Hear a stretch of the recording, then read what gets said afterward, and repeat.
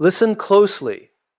There is a silent rule that controls most people's lives, not written in books, not spoken out loud, but followed every single day. It's the rule of comfort.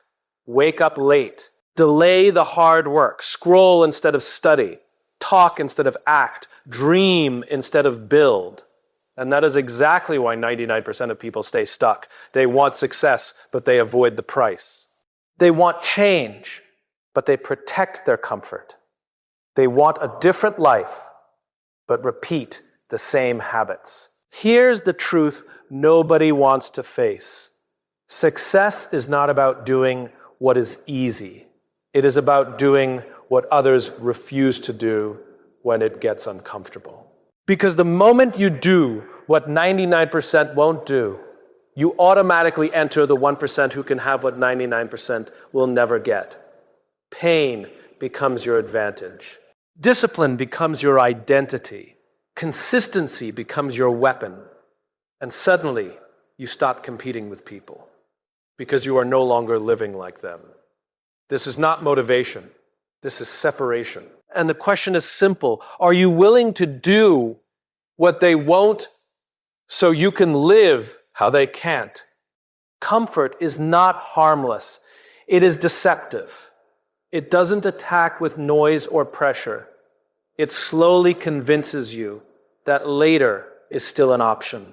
For most men, this is where potential begins to die quietly. A man is not broken in one moment of failure. He is softened in thousands of small choices where discomfort was avoided. The gym was skipped. The hard conversation was delayed. The responsibility was pushed away. And little by little, strength turns into intention without execution. From a woman's perspective, this pattern is often visible long before the man sees it himself. She doesn't just observe his words. She feels the weight of his consistency, his direction, his discipline. Attraction is not built on promises. It is built on evidence of action. When comfort becomes a man's default setting, leadership disappears, and with it, respect slowly weakens. Discomfort is where masculine identity is forged, not in loud declarations, but in silent repetition of difficult choices. The man who refuses comfort is not chasing pain, he is choosing growth over collapse. Because every time he chooses easy, he trains himself to remain average, and every time he chooses hard, he reshapes what he is capable of becoming. The pain a man avoids is never truly gone. It is only postponed, and in that delay, his potential is quietly redistributed into regret. Most men don't lose strength because life is too hard. They lose it because they keep negotiating with discomfort. They avoid rejection, avoid discipline, avoid the pressure that comes with accountability, and in doing so, they unknowingly avoid the very situations that would have built them. Pain is not punishment. It is the training ground of power. From a woman's perspective, this avoidance is never invisible. She doesn't measure a man by what he says he can handle, but by what he has already endured and mastered. Emotional stability, consistency, and direction are all signals of a man who has walked through pressure instead of running from it. When a man avoids necessary pain, he doesn't just weaken himself. He removes the sense of safety and trust that others look for in him. The truth is, the same discomfort a man resists today is the exact strength he will need tomorrow. The pressure he escapes becomes the limitation he lives with.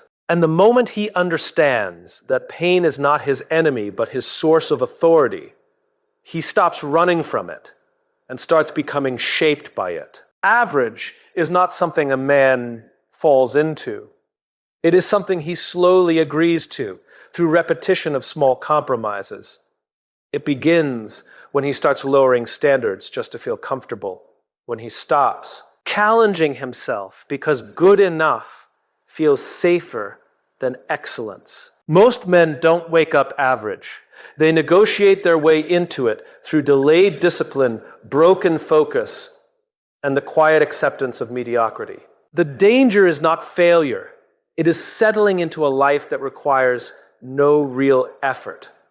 From a woman's perspective, average is not judged by status alone, but by direction. She can sense when a man is moving forward with purpose and when he is simply existing without momentum. It is not perfection that creates admiration, but intentional growth. A man who chooses average signals predictability without ambition, stability without depth, and presence without progress. And over time, what was once potential becomes routine. Choice is the hidden force behind every outcome.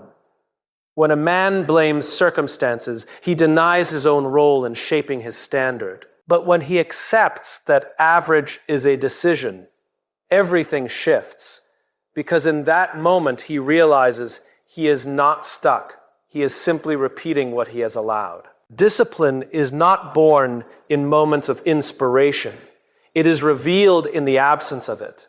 A man's true nature is not measured when he feels strong, motivated, or inspired, but when none of those feelings are present and he still chooses to act. Most men misunderstand success by believing it is driven by emotion, when in reality, emotion is the most unreliable force they possess. Motivation comes and goes like weather, but discipline is what remains when the emotional fuel runs out and only identity is left. From a woman's perspective, discipline is what separates potential from reliability. She does not connect deeply with a man's temporary excitement or promises made in high-energy moments. She connects with consistency, with the ability to show up even when no one is watching and nothing feels rewarding.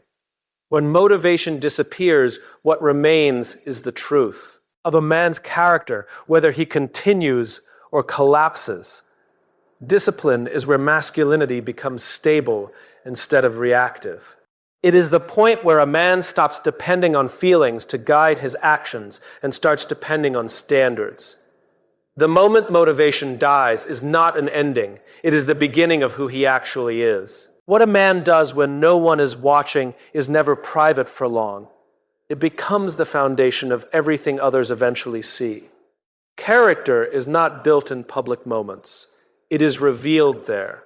Most men focus on appearances, chasing respect through visible achievements, while quietly ignoring the invisible habits that shape those outcomes. The truth is simple. The private self always becomes the public reality.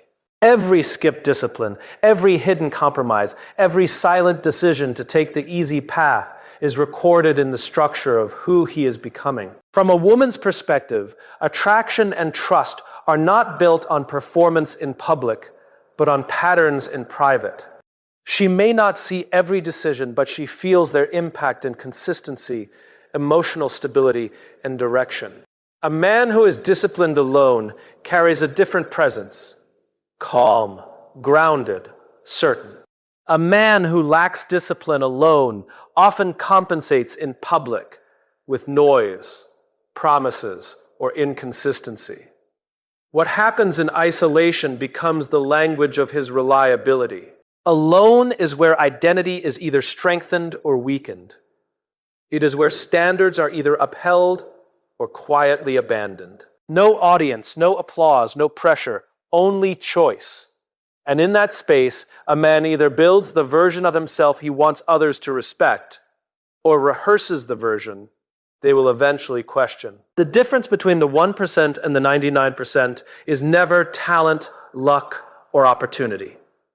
It is the moment a man decides to continue when quitting feels completely justified. Most men assume success is built in big breakthroughs, but in reality, it is built in the smallest unseen moments where pressure rises and comfort whispers a way out.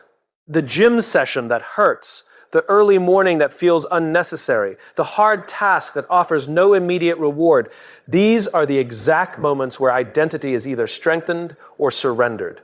The 99% don't fail because they are incapable.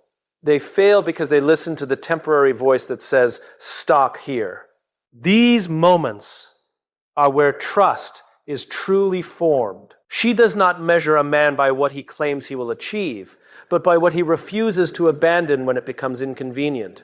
Consistency under pressure signals stability. Follow-through under fatigue signals leadership. And endurance in silent moments signals emotional and mental strength. When a man quits too easily, it is not just the task that ends, it is the sense of reliability that weakens. The 1% life is not a destination. It is a pattern of decisions made when no one is watching and nothing feels rewarding. It is built in repetition, in resistance, in refusal to surrender to temporary discomfort. Each time a man continues where others stop, he quietly separates himself from the majority without announcing it. The gap is not created in victory, but in the private seconds where quitting was possible and continuation was chosen instead.